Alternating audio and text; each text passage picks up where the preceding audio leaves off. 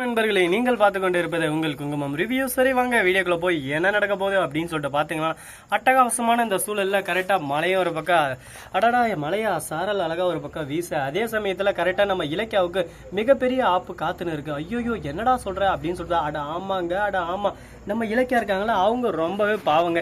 இலக்கியா மேலே எந்த ஒரு தப்பும் இல்லை. ஆனால் நம்ம இலக்கியாவை சுற்றி ஒரு பக்கம் ரொம்பவே சூழ்ச்சிகள் மர்மங்கள் எல்லாமே சேர்த்து வச்சு இலக்கியாவை ஆட்டி படிக்குது. இப்போ என்ன பண்ண போகிறோம்னு சொல்லிட்டு தெரியல. டாக்டர் ஒரு பக்கம் வந்து இந்த கீழே விழுந்த அதிர்ச்சியில் குழந்தை கலைஞ்சிருச்சு, இதுக்கு மேலே ஒன்றும் பண்ண முடியாது. அது எப்படா சமையடே 6 மாதம் ஒரு அடே 6 மாதம்னா ஒரு நியாயம் வேணுமாடா.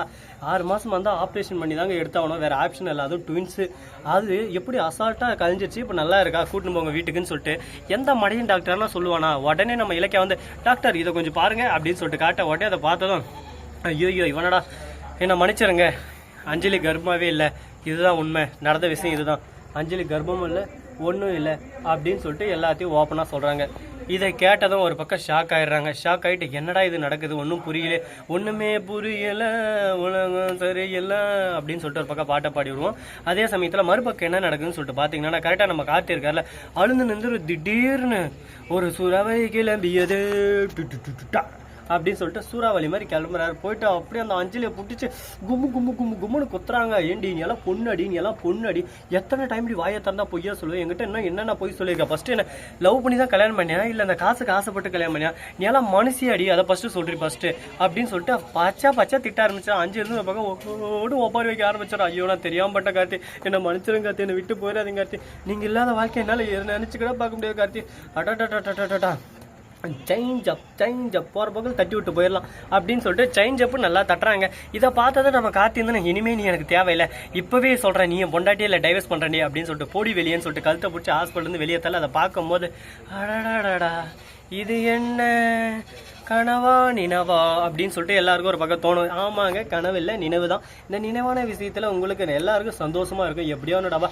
அஞ்சலி மாட்டிக்கிட்டா இதுக்கு மேலே இலக்கியாவுக்கு பிரச்சனையே இல்லைன்னு சொல்லிட்டு கடைசியில் நம்ம டேரக்டர் என்ன பண்ண போகிறோம், இதுவும் கனவு கண்டாரு நம்ம இலக்கியா, அதனால கனவா வந்துருச்சு அப்படின்னு சொல்லிட்டு சொல்லி விட்டுருவாங்க. அதுக்கப்புறம் அடா என்னடா எத்தனை டைம்டா ஓட்டுவீங்க, ஓட்டினதாவே மனசுனாடா, என்னால் மனசுனாவே மதிங்கடா, நாங்களாம் பாவண்டாடி அப்படின்னு சொல்லிட்டு மக்கள் எல்லாரும் ஒரு பக்கம் ரொம்பவே சோகப்படுவாங்க, கோவப்படுவாங்க. சரி இப்படியெல்லாம் நடந்துன்னு இருந்தாலும் அதே சமயத்தில் மறுபக்கம் என்ன நடக்குன்னு சொல்லிட்டு பார்த்தீங்கன்னா, கரெக்டாக நம்ம கௌதம் இருக்கார்ல, அவர் என்ன டே கார்த்தி இப்போனா புரியுதா அவனுக்கு உண்மை எது பொய் எதுன்னு சொல்லிட்டு தெரியாமல் அப்பாவே இருக்கிறா, எப்போ பார்த்தாலும் இவ்வளோவே நம்பின்னு இருக்கேன், ஒரு டைமே புரிஞ்சுக்கிறியா, மண்டையில் ஏதாவது மசாலா இருக்கா அவனுக்கு அப்படி இப்படின்னு சொல்லிட்டு கேட்க ஆரம்பிக்க. மன்னிச்சிருங்க என்ன, நான் இவன் பேச்சை கேட்டு தவறாக முடிவு எடுத்துட்டேன், இப்போ தான் எனக்கு எது ரைட்டு எது தப்புன்னு சொல்லிட்டு புரியுது, என்ன மன்னிச்சிருங்க, நான் பண்ணது தப்பு தான் அப்படின்னு சொல்லிட்டு மன்னிப்பு கேட்குறாரு. இப்போ ஒரு பக்கம் சந்தோஷமாகவும் மகிழ்ச்சியாகவும் போயின்னு இருக்க குடும்ப வாழ்க்கை. இதை பார்க்கும்போது நமக்கும் ஒரு பக்கம் மகிழ்ச்சியாக இருக்குது. எப்படியோ ஒன்றுடா சந்தோஷமாக இருந்தால் சரிங்க. வாழ்க்கைனா 1000 கஷ்டம் 1000 நஷ்டம் துக்கம் துயரம் வேதனை எல்லாமே வரதான் வரும், எல்லாத்தையும் நாம் தான் தாங்கி கடந்து போகணும், அப்போ தான் வாழ்க்கையில் முன்னேற முடியும். எதுவுமே பண்ணாமல் முன்னேறணும்னா சத்தியமாக வாழ்க்கையில் முன்னேறவே முடியாதுங்க.